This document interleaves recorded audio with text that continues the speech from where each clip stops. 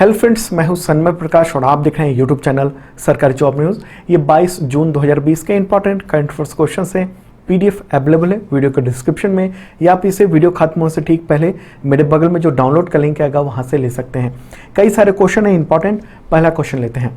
Corona virus की पहली दवा जिसे ड्रग कंट्रोलर ऑफ इंडिया ने मैन्युफैक्चरिंग और मार्केटिंग की अनुमति दी है, मतलब भारत में कोरोना वायरस के नाम से, मतलब कोरोना वायरस के लिए कौन सी दवा पहली है जिसको अनुमति मिली है? आंसर होगा इसका फेविपिराविर। ओके, ये जेनेरिक नेम है, जबकि इसका मार्केट में नाम होगा, ब्रांड नेम होगा फेविफ्लू। ओके, तो डिटेल आगे बताऊंगा, लेकिन पहले बता दूं कि इसके अप्रूवल के अगले ही दिन एक और नई दवा के भी मैन्युफैक्चरिंग और मार्केटिंग की permission drug controller of India ने दी थी। तो उससे रिलेटेड क्वेश्चन ले लेते हैं। अगला क्वेश्चन लेते हैं। कोरोना वायरस के इलाज के लिए किन दवाओं के उत्पादन और मार्केटिंग की अनुमति ड्रग कंट्रोलर ऑफ इंडिया ने दी है? मतलब पहली दवा तो वो थी, पहले क्वेश्चन में आपने देखा। एक और दवा है, तो उसका नाम क्या है? तो इस क्वेश्चन का आंसर होगा बी, यानी फेविपिराविर और रेमडेसिविर। ओके, तो फेविपिराविर जो है वो फेविफ्लू के नाम से बिकेगी, जबकि रेमडेसिविर जो है वो कोविफोर के नाम से बिकेगी। ओके, तो फेविपिराविर जो है टैबलेट है और रेमडेसिविर जो है वो इंजेक्शन है। ओके, देखिए अब तक कोविड-19 के इलाज के लिए इंडिया में आईसीएमआर की ओर से मलेरिया में काम आने वाली दवा यानी हाइड्रोक्सीक्लोरोक्विन को रेकमेंड किया जाता था, लेकिन ड्रग कंट्रोलर ऑफ इंडिया की ओर से इसे कोविड-19 के इलाज के लिए घोषित नहीं किया गया था, नहीं बताया गया था। लेकिन अब जो पहली दवा बनी है वो फेविपिराविर, वो बन चुकी है पहली दवा और कमर्शियल मार्केटिंग के लिए उपलब्ध रहेगी। अगले हफ्ते से ये दवा मार्केट में आपको दिखेगी। ओके, तो किसे मिली है, किस कंपनी को मिली है इस दवा के निर्माण की अनुमति? तो उसका नाम है ग्लेनमार्क। ओके, नाम ये भी ध्यान रखना, ये भी क्वेश्चन हो सकता है। देखिए, ग्लेनमार्क फार्मास्यूटिकल ने 19 जून को ये जानकारी दी कि भारत में वह पहली फार्मा कंपनी बन चुकी है जिसे रेगुलेटरी अप्रूवल मिल चुका है, यानी ड्रग कंट्रोलर ऑफ इंडिया की ओर से अप्रूवल मिल चुका है मैन्युफैक्चरिंग और मार्केटिंग के लिए। ठीक है, कीमत कितनी होगी? 200 mg की एक टैबलेट होगी, उसकी कीमत 103 रुपया होगी, और 34 टैबलेट की एक स्ट्रिप होगी, 34 टैबलेट की, उसकी कीमत 3500 रुपये होगी। तो यहाँ सवाल उठता है कि इस दवा की खोज कहाँ पर हुई है, कब हुई? तो देखिए, जापान में इस दवा को डेवलप किया गया था 2014 में ही। ओके, 6 साल पहले, और वहाँ पर इसे एबिगन नाम से मार्केट में बेचा जाता है। ठीक है, तो एक सवाल उठता है कि 2014 में कैसे विकसित हो गई दवा, जबकि कोविड-19 तो आज है।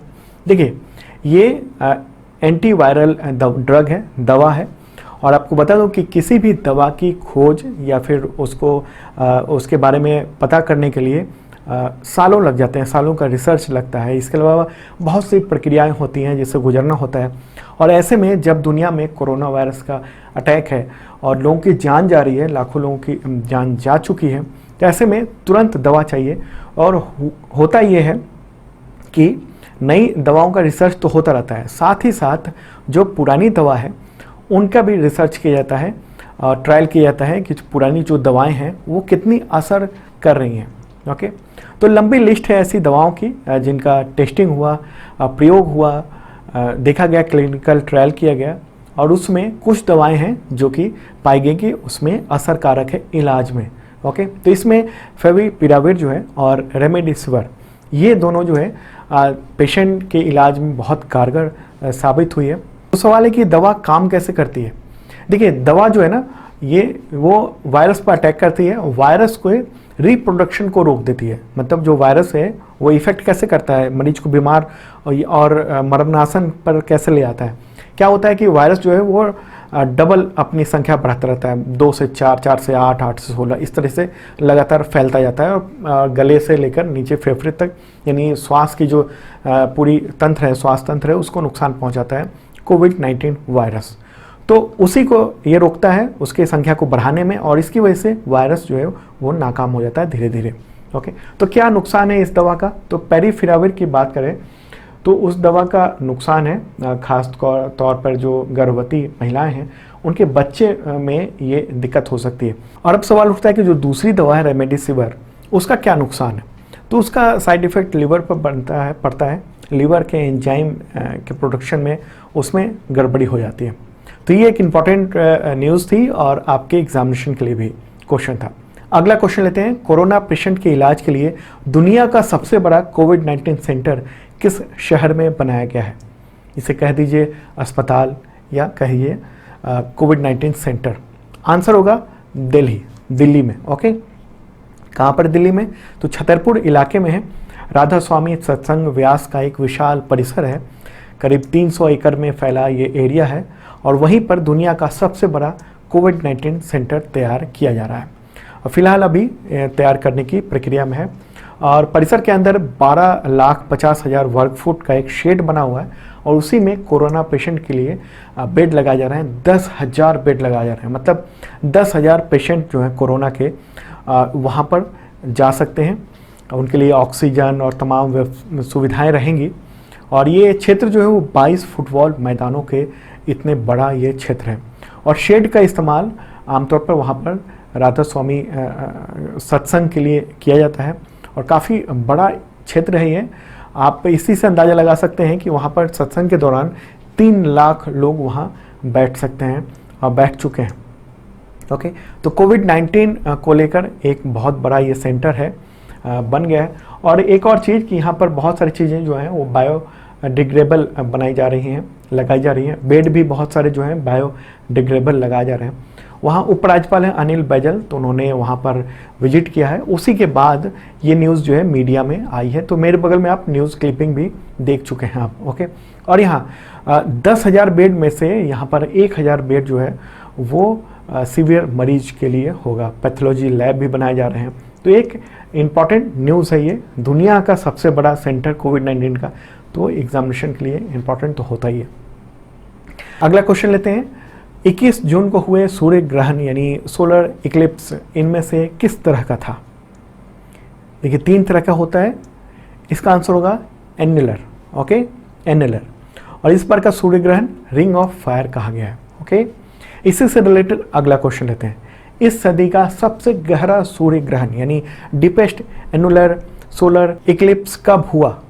तो आंसर सबको पता ही होगा, 21 जून को। ठीक है, और ये सूर्य ग्रहण एग्जामिनेशन के पॉइंट ऑफ व्यू से इम्पॉर्टेंट है क्योंकि इसे सेंचुरी का डीपेस्ट सोलर इक्लिप्स कहा गया है। तो बेसिक बातें बता दूं, इक्लिप्स क्या होता है। देखिए एस्ट्रोनॉमी टर्म में अगर बात करें, एस्ट्रोनॉमिक टर्म में, तो जब 2 सेलेस्टियल बॉडी यानी खगोलीय पिंड के बीच में तीसरी बॉडी आती है, तीसरी पिंड आ जाती है, तो और वो व्यू नहीं हो पाता है एक दूसरे के बीच में, तो इस सिचुएशन को बेसिकली इक्लिप्स कहते हैं। ओके, तो बेसिक मतलब ये हुआ कि सन और अर्थ के बीच में मून आ जाता है, जो मेरे बगल में एक तरह से देख रहे हो, तो सन की रोशनी जो है वो ढक लेता है मून, तो इसे सोलर इक्लिप्स कहते हैं, सूर्य ग्रहण कहते हैं। 3 तरह के होते हैं, पार्शियल, जब चंद्रमा जो है सूरज को थोड़ा सा ढकता है इस तरीके से।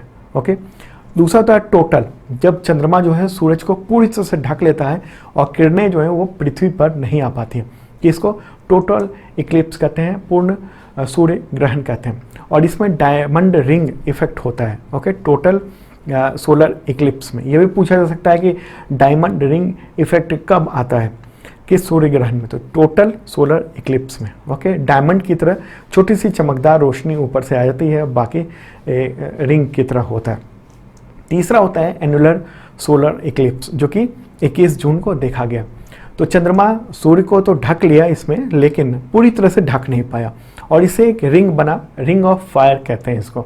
ओके, दरअसल ये सब होता है चंद्रमा के पृथ्वी के दूर या नज़दीक होने से।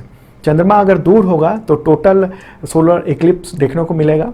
ओके, जिसमें डायमंड रिंग बनता है, और थोड़ा नज़दीक हुआ तो एन्युलर सोलर इक्लिप्स हुआ ही है। ओके, तो चांद जितना नज़दीक होगा उतना कम एरिया में पृथ्वी पर सूरज की रोशनी नहीं आ पाएगी, उतना थोड़ा कम रोशनी रहेगी। ओके, तो इस बार का जो एन्युलर सोलर इक्लिप्स हुआ है उसको नेकलेस ऑफ पियर्स भी कहा गया है।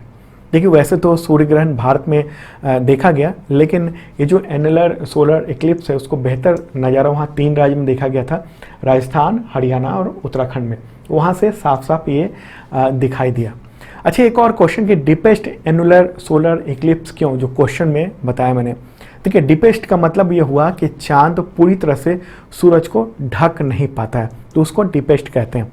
और यहाँ पर रिंग ऑफ फायर का शेप क्रिएट करते हुए ये डीपेस्ट हुआ है। ओके, साइंटिस्ट का ये कहना है कि 98.8% तक इसने ढक लिया था, तो इसलिए इसे डीपेस्ट एनुलर सोलर इक्लिप्स कहते हैं। ओके, भारत में जो अगला सूर्य ग्रहण होगा वो दिखाई देगा 11 साल बाद 21 मई 2031 को। ओके, अगला क्वेश्चन लेते हैं। सामाजिक कार्यकर्ता विद्या बेन शाह का निधन हुआ है 19 जून 2020 को, तो उन्हें पद्मश्री अवार्ड कब मिला था? आंसर होगा 1992। ओके, 1992 को। तो वो 98 ईयर की थी इस वक्त जब उनका निधन हुआ है। और आपको बता दूं कि 1970 के दशक में वो न्यू दिल्ली म्यूनिसिपल कॉरपोरेशन की चीफ बनने वाली पहली गैर सरकारी अधिकारी बनी थी। ओके, उसकी प्रमुख बनी थी, गैर सरकारी अधिकारी पहले थी वो। और Indian council for child welfare यानी ICCW की प्रेसिडेंट भी रह चुकी थी 1976 से 1978 तक। तो इम्पॉर्टेंट वो पर्सनालिटी थी। अगला क्वेश्चन लेते हैं। राजेंद्र गोयल का निधन हुआ है 21 जून 2020 को, तो किस वजह से प्रसिद्ध थे? आंसर होगा क्रिकेट। ओके, तो वो बाएं हाथ के स्पिनर रह चुके थे और उन्होंने 157 प्रथम श्रेणी मैच खेले थे, जिनमें अधिकांश जो है वो हरियाणा के लिए थे। और अपने करियर में उन्होंने 750 विकेट लिए थे। ओके, और उनको 2017 में BCCI ने CK Naidu life time achievement award से भी सम्मानित किया था। अगला क्वेश्चन है। अमेरिकी सीनेट ने किस भारतीय अमेरिकी वैज्ञानिक को वहाँ के राष्ट्रीय विज्ञान फाउंडेशन यानी नेशनल साइंस फाउंडेशन का निदेशक नियुक्त किया है? भारतीय मूल के हैं, इसलिए क्वेश्चन ये मैंने रखा है। आंसर होगा डॉक्टर सेतुरामन पंचनाथन। ओके, वो दूसरे भारतीय अमेरिकी हैं जिनको ये प्रतिष्ठित जो पद है उसके लिए नामित किया गया है, नॉमिनेट किया गया है। और इससे पहले डॉक्टर शुभ्रा सुरेश भी थी जो भारतीय मूल की थी। 2010 से 2013 तक वो डायरेक्टर रह चुकी थी। अगला क्वेश्चन है। गालवान घाटी में चीनी सेना से हिंसक झड़प के बाद सरकार ने सेना को कितनी रकम तक के हथियार खरीदने के अधिकार दे दिए हैं, मतलब ये अधिकार बढ़ा दिए गए हैं? आंसर होगा 500 करोड़। ओके, 500 करोड़ रुपए तक के जो हथियार है उसके लिए परमिशन नहीं लेनी होगी सरकार से, वो सीधा ऑर्डर दिया जा सकेगा। एक चैनल है गवर्नमेंट के थ्रू ही होता है, लेकिन वो बहुत आसानी से हो जाएगा। उसके लिए जो रक्षा मंत्रालय और उसकी जो कमेटी है उन सब से परमिशन नहीं लेनी होगी, तो फटाफट जल्दी से हथियार खरीदे जा सकेंगे सेना के द्वारा इस तरीके से। ओके, और आपको बता दूं कि सेना ने लाइन ऑफ एक्चुअल कंट्रोल यानी LAC, जो कि भारत और चीन के बीच जो हम लोग का सीमा है उसको कहते हैं हम लोग LAC, तो वहाँ पर हथियारों के इस्तेमाल के नियम में भी बदलाव कर दिए गए हैं। न्यूज़ एजेंसी ANI ने ये कहा है कि नियमों में बदलाव के तहत फील्ड कमांडरों को ये अधिकार दिया गया है कि वे विशेष परिस्थिति में जवानों को हथियार के इस्तेमाल की इजाज़त दे सकते हैं। देखिए, गलवान वैली में जो घटना हुई थी, खूनी झड़प हुई थी, उसमें भारतीय जवानों ने अपने हथियार का इस्तेमाल नहीं किया था क्योंकि 1996 और 2005 में समझौता हुआ था इंडिया और चाइना के बीच में कि वहाँ पर हथियार जो है उसका फायर नहीं किया जाएगा उसको। ओके, 2 किलोमीटर के एरिया में वहाँ पर विस्फोटक और हथियारों का इस्तेमाल नहीं किया जाएगा। तो अभी तक यही रहा है, लेकिन जो हम लोगों को देखने को मिला कि 20 जवान, भारतीय जवान जो शहीद हुए और वो हथियार नहीं चला सके इसकी वजह से, तो इस वजह से इसको बदलाव किया गया है। अगला क्वेश्चन लेते हैं। प्रधानमंत्री नरेंद्र मोदी ने 20 जून को गरीब कल्याण रोजगार अभियान की शुरुआत की, तो इस योजना के तहत कितनी रकम खर्च होगी? आंसर होगा 50,000 करोड़ रुपए। ओके, तो इस योजना का बजट ये है। और इस स्कीम के तहत 6 राज्यों में वहाँ के जो 116 ज़िले हैं वहाँ पर रोजगार उपलब्ध कराया जाएगा। बिहार, उत्तर प्रदेश, मध्य प्रदेश, राजस्थान, झारखंड, उड़ीसा, उन सब के ज़िले हैं 116। और इस स्कीम के तहत फ़िलहाल जो 125 दिनों का काम दिया जाएगा श्रमिकों को, मजदूरों को। ये उनको दिया जाएगा जो कोरोना संकट की वजह से बाहर से लौटे हैं अपने घर की ओर, चूँकि काम वहाँ मिलना बंद हो गया था उन इलाकों में, तो बाहर से उनको आना पड़ा, तो उनको ये फ़ायदा होगा। 25 तरह के काम इसमें दिए जाएंगे। तो दोस्तों, ये था important current affairs. PDF available हो गया है मेरे बगल में, क्लिक कीजिए, डाउनलोड कर लीजिए, या आप डिस्क्रिप्शन से भी डाउनलोड कर सकते हैं PDF। अच्छा, एक और लिंक मैंने दिया है बगल में यहाँ पर, वो एक कुकिंग कॉन्टेस्ट है ब्लाइंड्स पर्सन के लिए, तो एक अच्छा है, सोशल कॉज है, तो वो भी आप ज़रूर देखिए, क्लिक कीजिए वहाँ भी।